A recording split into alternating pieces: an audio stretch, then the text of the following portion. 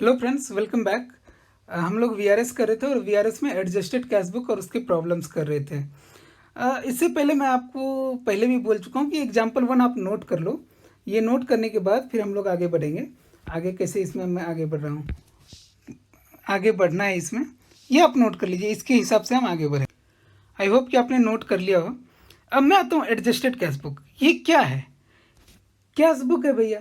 Cash book क्या? Cash book तो हमने पहले ही बनाई थी। एडजस्टेड का क्या मतलब? भैया कैश बुक में ये एरर ओमिजन की एंट्री एडजस्ट कर दो, हो गई एडजस्टेड कैश बुक। क्यों? क्यों करते हैं? बेटर प्रेजेंटेशन के लिए, और कुछ नहीं। ठीक है, तो आप देखिए, इसका हमने क्या बोला? एडजस्टेड रिवाइज्ड या amended cash book is a cash book after rectification of और एरर और ओमिशन टाइप एंट्रीज। ठीक है।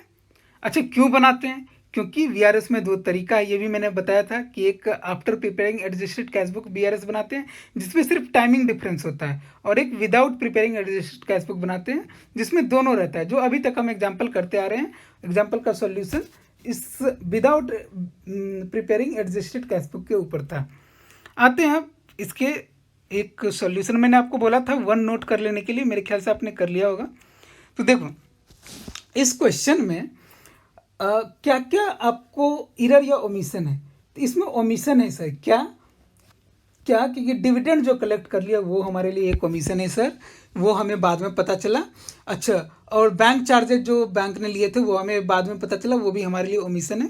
लेकिन बाकी इसमें टाइमिंग एंट्री है।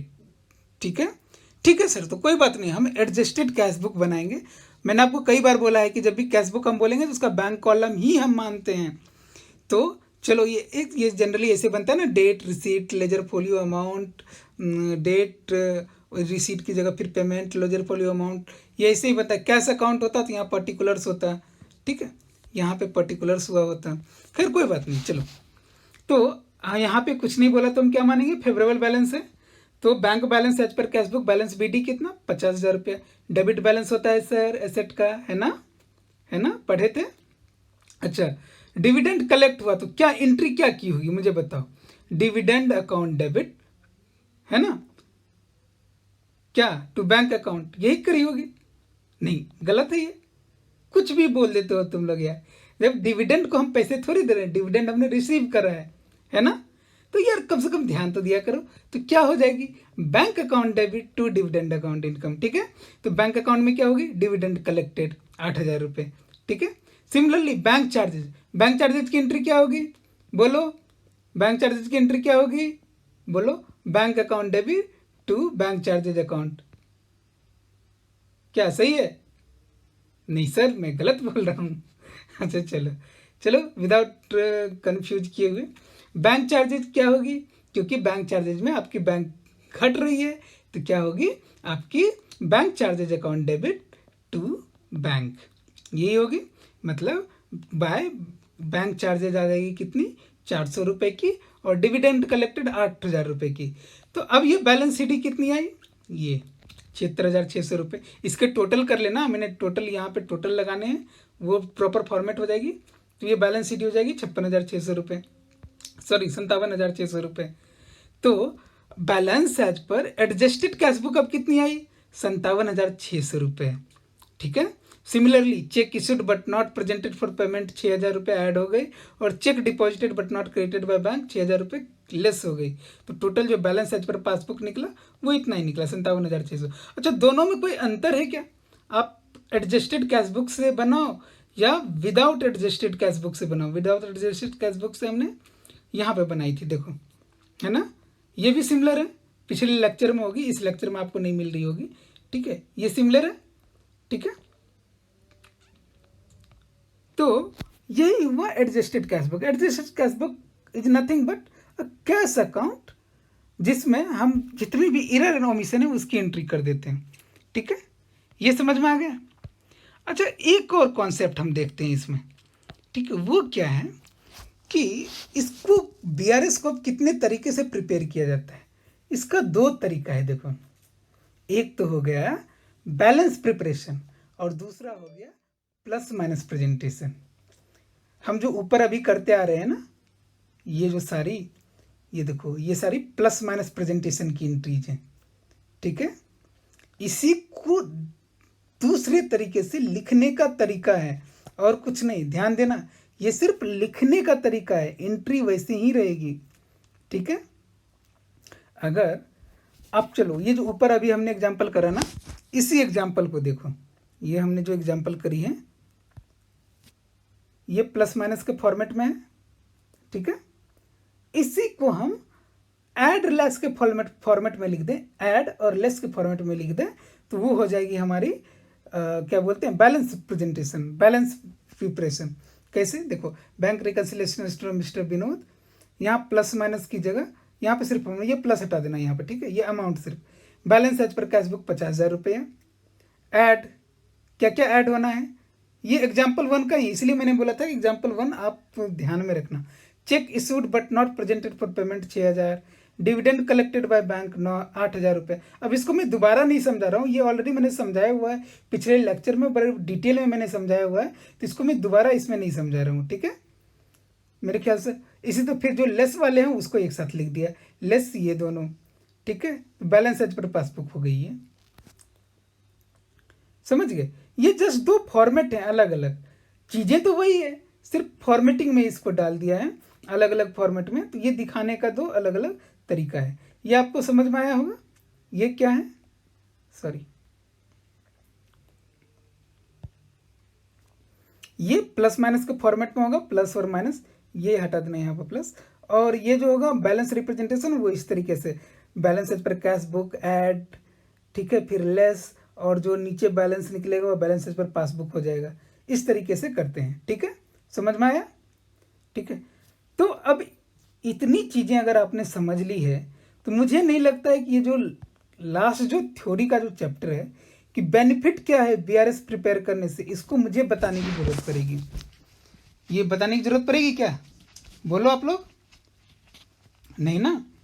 अच्छा, क्यों बीआरएस प्रिपेयर करें भैया, इरर हमें मिलता है ना, इरर तो मिल गया, इंटरेस्ट और फी क्या क्या चार्ज हुए वो मिल जाते हैं।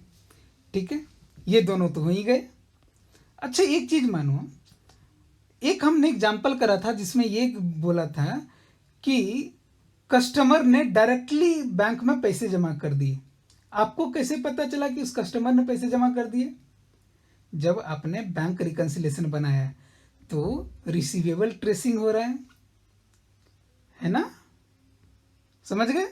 और एक चीज, अगर इसमें मान लो किसी ने चेक पैसे निकाल लिए, ठीक है, मान लो किसी ने पैसे निकाल लिए, या मान लो तुमने एक्स को चेक दिया था, ठीक है, 6,000 रुपये का, समझो, सपोज करो एक्स को चेक दिया था आपने 6,000 रुपये का, ठीक है, एक्स के नाम से काटा, और वो मतलब जब चेक आप भर रहे थे तो वो एक्स के नाम से नहीं काटा, अपने नाम से कट करके उसने अपने पैसे निकाल लिए।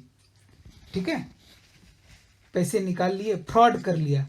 ठीक है, तो अब क्या होगा, जब आप बैंक रिकन्सिलेशन स्टेटमेंट बनाओगे तो उधर से आपको आपने अपने तो एंट्री की होगी वहाँ पे कि एक्स अकाउंट को हमने एक्स को पैसे दिए हैं, लेकिन बैंक में दिखेगी नहीं एक्स को आपने पैसे दिए हैं, वो तो दिखेगी आपको पैसे दिए हैं, तो फ्रॉड डिडक्शन हो जाएगा। तो ये कुछ बेनिफिट्स हैं इसके। ठीक है, ये समझ में आया। हम अगले क्लास से हम 2 एग्जाम्पल्स करेंगे जो थोड़े से हार्ड लेवल के होंगे और जो सीपीटी वगैरह में पूछे जाते हैं। ये सब तो कॉन्सेप्ट्स हो गए, और मैंने 11th के लिए ये मोर देन इनफ है, जो और इनफैक्ट सीए वालों के लिए भी ये मोर देन इनफ है। लेकिन क्या है, इसकी जो प्रॉब्लम सॉल्विंग अप्रोच है वो हम देखेंगे, कैसे 1-2 प्रॉब्लम सॉल्व करेंगे सीए सीपीटी वालों का, ताकि ये लगे कि हाँ हम सही ट्रैक पे जा रहे हैं। तो एक बार फिर से इसको रिवाइज कीजिए।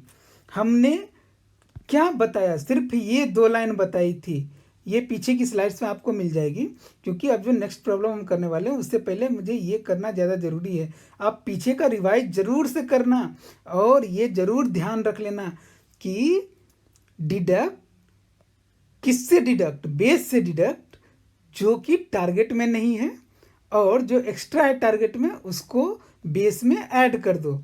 सिंपल सी चीज़ है। आपको रोहन की तरह बनना है, तो रोहन के जो गुण हैं जो आप में नहीं हैं वो आप में भी लाने होंगे, ऐड करने होंगे, और जो आप में हैं और रोहन में नहीं है वो आप अपने में से हटाने होंगे, अगर आपको रोहन की तरह बनना है तो। और सिमिलरली वैसे वर्षा, अगर रोहन को आपकी तरह बनना है तो यही चीज़ उल्टी हो जाएगी। ठीक है, तो आपको बिल्कुल भी ये नहीं रटना है कि ओवरड्राफ्ट क्या है और क्या बोलते हैं ओवरड्राफ्ट हो गई तो क्या प्रॉब्लम होगी। अगर आपको ना समझ में आए, अगर आपको बिल्कुल भी ना समझ में आए कि ओवरड्राफ्ट का प्रॉब्लम कैसे सॉल्व करें, तो सिंपल सा एक आप मान के चलना कि ये पॉजिटिव बैलेंस ही है और प्लस माइनस के फॉर्मेट में आप सिर्फ इसको माइनस कर देना, बाकी सारी एंट्री वैसी ही रहेगी। अगर देखो, अगर आपने इसको छोड़ दिया और इसको छोड़ दो तो बाकी सारी एंट्री वैसी ही रहेगी। बाद में क्या करना, जब ओवरड्राफ्ट को बोलेगा तो यहाँ माइनस कर देना। जैसे ही आप माइनस करोगे ना, वैसे ही आपकी, और मैंने क्या बताया, जिस कॉलम में आपने ये करा है, एंट्री करी, वो पहले ऐड करोगे, ऐड करने के बाद वो टोटल करोगे, वो टोटल दूसरे में भी लिखोगे और दूसरे में लिखने के बाद बाकी इसको घटा दोगे। ये आपको समझ में आई सारी बातें? मेरे ख्याल से बैंक रिकन्सिलेशन में इससे ज़्यादा हम कुछ नहीं पढ़ते हैं। Bank reconciliation is nothing but सोचने का तरीका है। आप सोचते रहो और आपका चीज़ें बनती जाएगी, और बाकी इसको जिस भी मेथड में प्रेजेंट करने के लिए बोलेगा आप प्रेजेंट करते जाओ, इसमें कोई भी दिक्कत नहीं है। ये समझ में आई आपको? बैंक रिकन्सिलेशन में मैं फिर से दोहरा रहा हूँ, 3 चीज़ें याद रखनी है। अकाउंट्स का 10% नॉलेज, और क्या, आपकी कॉमन सेंस कि कैश बुक में क्या हुआ होगा, बैंक बुक में क्या हुआ होगा, दूसरी चीज़। ठीक है, और जो आपका बेस है और टारगेट है, अगर बेस को टारगेट की तरह बनाना है तो टारगेट में जो एक्स्ट्रा है वो आप अपने में भी जोड़ लो। ठीक है, और टारगेट में जो, मतलब बेस में जो एक्स्ट्रा है टारगेट में नहीं है तो बेस से निकाल दो। ठीक है, इतनी सी एग्जांपल आपको समझ में आ गई। नेक्स्ट क्लास में हम 2 एग्जांपल करेंगे। एक आरटीपी मई सॉरी एक सीए फाउंडेशन का क्वेश्चन है जो नवंबर 2019 में आया है, ये 10 मार्क्स का है। और एक आरटीपी का क्वेश्चन है। आरटीपी क्या होता है? Revision test paper. ये सीए इंस्टीट्यूट बनाती है रिवीजन टेस्ट पेपर, उसके क्वेश्चन है। ये दोनों क्वेश्चन हम अगले क्लास में करेंगे। Thank you so much.